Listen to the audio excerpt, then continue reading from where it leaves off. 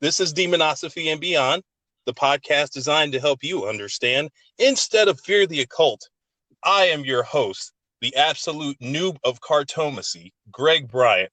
Today, we'll be discussing tarot, a popular magical subject that is still somewhat misunderstood. So we have a special guest that has dealt with tarot, pun intended, for over 25 years. Ladies and gentlemen, I present to you the lovely Lady Alchymia. Thanks for being on the show. How you doing today? Thank you for having me. I'm I'm I'm stoked. I mean, you're my first guest. This is new territory for me, so I'm excited. I'm excited. I've had Likewise, a it's my couple, pleasure. I've had a couple of readings from you that were pretty insightful, which is one of the reasons why I had you on here. So I'm really excited to gain a better understanding of the tarot cards from your perspective. So I would like to start from the beginning, if that's cool. Of course. Cool. Okay. So tell us, me and the audience, about your first interaction with tarot and what inspired you to take it up. So, actually, it all began when I was a child, and I have always been a very natural lucid dreamer. All my senses are present during my dreams, and I'm able to take control. But I had this one particularly vivid dream where I was standing in my kitchen with my back against the wall. And all of a sudden, someone reached through the wall and tickled my back. And this sensation startled me, so I turned around and looked to see what it was. And now I see that the wall is transparent and there's a woman standing just beyond it. And she's wearing a long blue dress and she has long strawberry blonde wavy hair and long elegant fingers. And I look at her and she just looks at me as if to say, you know what you're supposed to do. So that next morning I woke up and ended up going Christmas shopping with my family. And we ended up in a metaphysical store because they were selling jewelry, and my mom just loves that kind of stuff. So I'm just a little kid, kind of looking around, poking around at things. And then I see in a glass case, locked away, all these decks of cards. But on one of the decks was the woman from my dream. And that was the Gill Tarot, and the card was the Queen of Swords. So I instantly go to my mom and I'm like, Mom, I need this deck. And her and my dad kind of look at each other like, yeah, I don't know. Like you're probably too young for this. But my mom decides, you know what? She'll grow into it. So she gets it for me for Christmas. And of course, the first thing I did when I got this deck, keep in mind, I am 7 years old, is just I looked at all the cards, all the art on every single card, and just completely immersed myself in the universe that this artist created. And I was completely enamored by it. And then ultimately, I did eventually, read the book and, really started doing readings and everything. But yeah, that was my first experience with tarot. It was like a divine intervention, kind of a calling. So this queen, what does her card represent? So she represents, being an excellent communicator, someone who delivers knowledge and wisdom, very solidly, but also with a sense of compassion. There's a certain sense of reason and logic to the way that she makes her decisions, but not without a sense of intuitive insight. There's a lot of balance with that card because she is water of air, water being the feminine principle because she's a queen, and air being the suit, the swords. So it sounds like this intuition and this spirit, let's say, has qualities that you would really want as somebody who's doing readings for other people? Yes, absolutely. I see her as a guide, and that's what I strive to be in my spiritual practice when I'm doing readings for my clients. I just want to point them in the right direction. I don't want to, dictate information to them and have it be the end all be all. Hmm. I want to present them with options and allow them to choose for themselves. At the end of the day, I want my client to walk away from their reading with me empowered and ready to take on their life with, the joy and the fervor that having, options brings. Now, this queen, this is very interesting. I know that there are sometimes spirits associated with the tarot, like angels, for instance. Do you think this queen was actually a spirit reaching out to you, or do you think it was maybe the deck calling you? Like, what do you think is the origin of this woman? I think ultimately that the Queen of Swords here came through to my dream. Like I feel that it's really my spirit guide Uh, who took on the persona of the Queen of Swords to point me in the right direction. Sometimes spirits or angels take on a form that is easier for us to understand because angels don't actually look the way that we perceive them, with the feathered wings and all of that. right. They're a source of energy. Um, so I really feel that it was a spirit guide who embodied this persona so that I could understand that that's where I am meant to go, kind of putting out a beacon of light and allowing me to follow it. Okay, sounds good. So you told me that in previous meetings that you have a background in psychology. Do you feel like Yes. during some readings you rely more on that background than others, or do you rely more on your intuition, or is it kind of like a 50-50 mix when you do readings? Well, when I'm doing readings, what I'm really looking at are the cards, and I'm allowing for intuitive impressions to come through. So, what I'm really doing is tapping into the collective unconscious to be able to interpret the signs and symbols. And I use my background in psychology to be able to interpret that information in a way that makes it easy for my client to digest. So, I'm looking at their body language to make sure that they're understanding what I'm telling them. And I'm also, reading their energy to make sure that, what I'm saying is not only getting through, but isn't, hitting a nerve or triggering them. There's always that sense of compassion that I have to call upon during readings. Of course, that Queen of Swords comes back. But it's I really use my background in psychology just to make sure that, my client isn't being disturbed too much by anything that I'm saying, especially when there are some difficult cards to traverse in the reading. Uh-huh. I want them to leave empowered. Okay. But I mean, to a certain degree, sometimes people need to know the truth. Like, you can't beat around the bush. Like, sometimes they have to get that information. Wouldn't you agree? Like, that difficult information. Absolutely. Absolutely. So do you? I only ever tell the truth Mhm. in my readings. It's just that the way that I package the truth can, change depending on what they're, really ready for. Uh-huh. Like I will tell them, if there's a negative card, like say the Ten of Swords pops up, that's generally perceived as a negative card, although, of course, all cards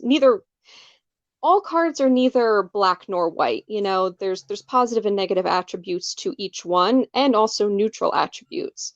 But, generally the Ten of Swords can be viewed as a negative card. So say that card pops up, I have to relay some negative information. I will tell them, everything that I see there in the reading, even if it's negative. But at the end of it all, I have to reassure them that this is just a reading, there's always free will in play. This reading is here for them to understand all the pieces of the puzzle so that they can, go back out in the world and choose to make different decisions if necessary so that it doesn't lead them down a specific path. It's just a matter of packaging it so that they walk away empowered. When we did our last reading together, because I believe we've done 2 readings, um, Mhm. I noticed that you had more than one deck, and you allowed me to choose a deck that I wanted the reading from. What is the reason behind having your clients pick a deck? So I didn't actually always used to do this, but I discovered another deck that I really fell in love with and that I felt would be a good choice for my clients. The purpose, though, ultimately of having 2 decks is to give my clients a choice to choose from. I don't want it to just like I shuffle my cards. I don't allow my client to shuffle the cards. Mm-hmm. And when I do readings in person, I, have allowed my clients to cut the deck. And with the pandemic and everything, I've been cutting the deck instead, Right. especially online, they're not there in person, so they can't cut the deck. So having the clients choose from one deck or the other gives them that moment where they're actually really fully engaged in the reading by having this choice. Okay. And do you feel like different decks have different vibes or personalities? Absolutely, yes. So, of course, all decks have art, and Mm-hmm. art is a very visual language. So, depending on what the artist chose to use for the symbolism and which colors they chose, that can change the mood of not only any specific card, but the deck overall. And changing the mood of a deck changes its attitude, which of course gives way to how its personality comes through. Have you ever seen the Deviant Moon Tarot I deck? have, yes. I love that. I love that deck. I had that deck, and the art on it is just amazing. Yeah, it's not one that I've ever picked up, but I've definitely seen it a lot. It's been around for quite a while. Mm-hmm. I definitely remember seeing that one when I was much younger. The art definitely is pretty cool on that deck. It hasn't called to me enough for me to want to pick it up yet, but maybe one day I will. It has been calling to me more recently, so Okay. maybe I will pick it up. Do you think it's like something has changed in your life, and it's like, now come get me? That's saying that it's like, now you're ready for me. Well, I think what it is that I've seen some cards. I can't remember which ones right now, but they were really beautiful. And I was just like, okay. Because I've only seen a handful of cards, based on what I've seen in like Barnes and Noble. Mm-hmm. But now I'm on, so many different tarot groups online, and I see people posting, of their readings with the Deviant Moon deck, and I'm just like, oh wow, okay. Now I really see what the appeal is. Gotcha. Yeah. I like I said, I'm not big on cartomacy. That's definitely not my aspect of magic, but I have an appreciation for good art, and I have an appreciation for the practice. So when I saw that deck, I had to purchase it. I had to have it. Yeah, Uh, definitely. If the art from a deck calls to you, that means you should definitely pick it up because that means you have that intuitive connection with the art in that deck, and you'll be able to pick up on the symbolism a lot easier than someone who isn't necessarily drawn to that deck. I also have a demon deck. I can't be a Of course you demonologist do. without one. And speaking of demons, when we see movies that deal with tarot, most often, the person doing the tarot reading will flip over the devil card or the death card, and it's always something ominous. Is it really bad news to see these cards in a reading? No, not at all. Like I mentioned earlier, all cards in the 78 deck have positive and negative attributes and even neutral attributes. So, take the Devil card, for instance. Mhm. This actually popped up in a reading with someone I did recently. And in her spread, it really meant that what she really needed to do at that moment in time was, cut loose and have a little fun and be a little devilish and engage in some activities that she would normally, shun from her life. But sometimes, of course, the devil card can indicate addiction or a codependent relationship or being attached to something that you're not willing to let go of. Another thing that the devil card can stand for is the zodiac sign of Capricorn because they are related. And then, of course, also Saturn is the ruler of Capricorn. So, themes of Saturn and the, Saturn return and lessons that Saturn has to teach us also come into play with the Devil card. So each card really is multifaceted. None of them are just positive or negative. There's a lot of gray area with each card. Okay. So, kind of like on the same subject, but not really. Have you ever used oracle cards? I have. I'm not the biggest fan of Oracle decks, um, only because they are systems in and of themselves. Hmm. Tarot is a standardized system. You have the major and the minor arcana, the four suits. But Oracle decks, they're usually anywhere from like 30 or more cards, usually less than 78, but sometimes can be more, maybe like 80 or so. And each one is completely different from the next one. So it's kind Mm. of like learning a whole new system. And in a way, unless you memorize each and every single Oracle deck that you own, which would take a really long time, you're married to that handbook.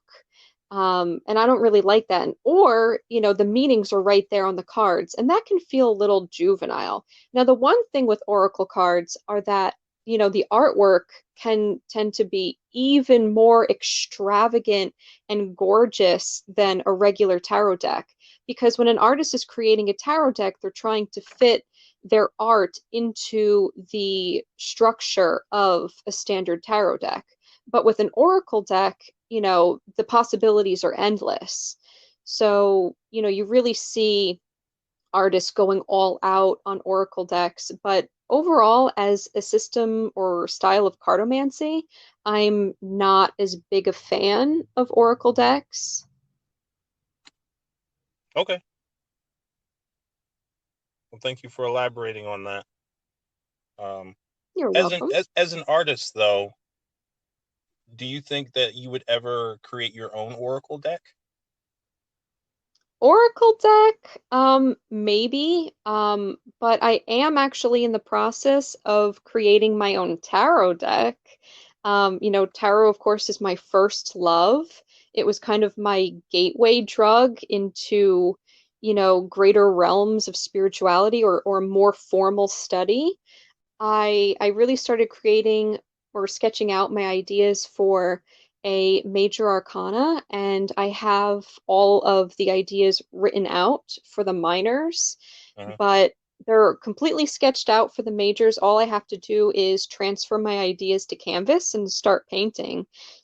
So it's an ongoing work in progress, but yeah, definitely in the process of creating my tarot deck, not necessarily Oracle.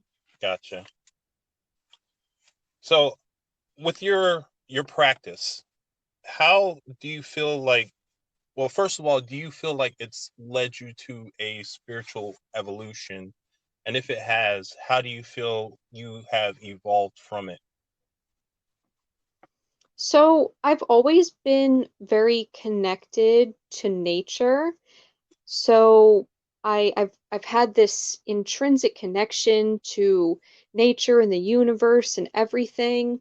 And my journey with tarot helped to formalize my study and gave me a more narrow path to travel. And, I've kind of branched off from there. So I would definitely say that, in terms of evolution, spiritual evolution, I feel that we're all always evolving, and if you're not, then you're just not growing. Hmm. So you should always, continue to seek out. I am forever a seeker. Um, but yeah, tarot has given me a way to kind of narrowed down my practice in a way, especially in the beginning when, I had really nothing else to go on other than I am so connected to nature. How do I deepen this connection? Tarot really helped me hone my intuitive abilities and helped me to become a better communicator and helped me to better interpret the signs and symbols and auguries that I see in nature.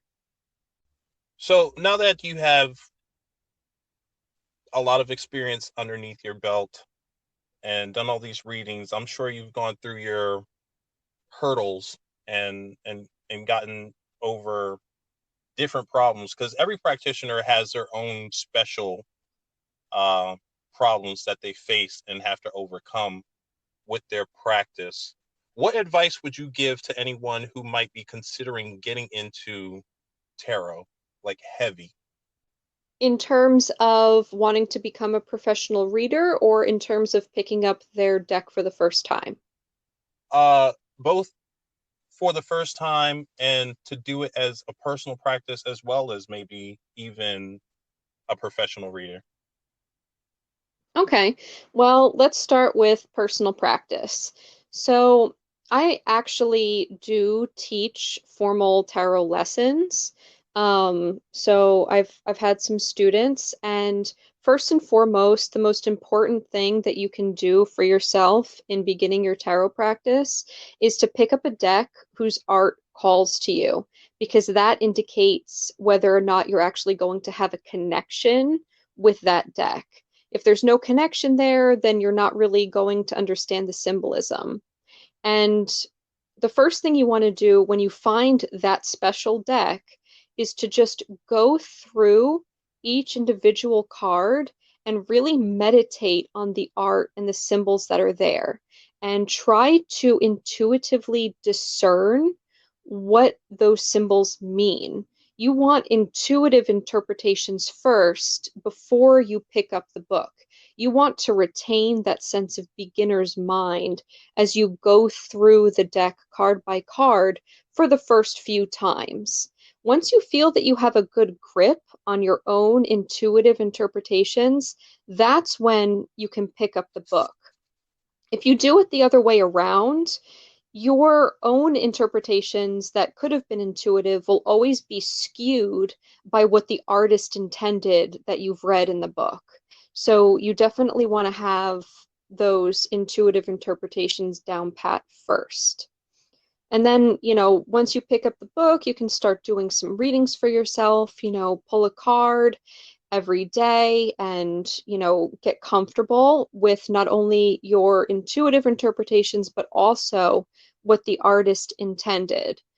And then, start doing multiple card spreads once you have read a card a day for yourself, and that feel like you've pulled each card at least once. Start doing some spreads and see how the cards dialogue together in a spread. I recommend like a 3 card spread to start, and that can be past, present, future, or what you need to release, what you need to harness, and what will manifest. um, and then if you're going to be starting a business, like your own tarot business, Mhm. and you want to start doing readings for clients, the first thing I would recommend is, definitely have all the basics down. Be comfortable reading without any guidance or handbook of any kind for yourself first, and then practice on your friends and your family and friends of friends, etc. Whoever you can get your hands on that would want a reading, do a reading for them. Get their feedback. Try to connect the dots. Perhaps there's a card in there that normally, from the book means something, but your intuition was telling you something else, and it was actually your intuition that was right. And that teaches you when you should listen to your intuition first and when you should listen more to, the book. Yeah, beyond that, just practice, practice, practice. And then when you feel comfortable that you can give readings to people without, having to look in the handbook, and your readings are accurate and they flow well and you're getting great feedback, then start charging. And, don't go too big at first. I would recommend like maybe like $10, something around there, Mhm. depending on, what the cost of living and all of that is. And see where it leads. I think that's excellent advice for those out there who may be interested in. And you said you teach. Do you teach online as well? Yes, I do. So I can teach via Skype or also Facebook video chat. I like to do, video readings so we can, convene over, chat, and we can kind of like show each other the cards, and, I can really explain and kind of like point things out on certain cards. That really helps a lot. And where can people reach you if they want a reading or if they want to become your apprentice? So I'm mostly on Facebook. My URL on Facebook is facebook.com/divination by Ariana. All of my list of services are there. So you'll see readings. I also do dream interpretations, and then I also offer lessons by the hour. My lessons are tailored to my students' level of experience. So, if you've been doing it for a while and you want to deepen your practice, there's definitely a lesson for you. And also, if you're, a first timer, there's a lesson for that as well. Um, and then I'm also on Instagram, and my Instagram handle is Lady Alchymia. And you can also email me if you don't have Facebook or Instagram. And my email is divinationbyariana@gmail.com. And that's Ariana with one N, not two. Cool.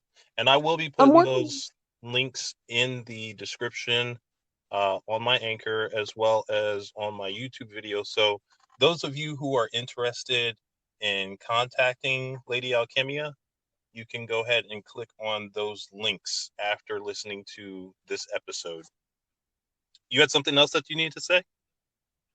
Right, yeah. So I'm working on getting a website up that isn't affiliated with Facebook or Instagram, but right now those are the ways to contact me.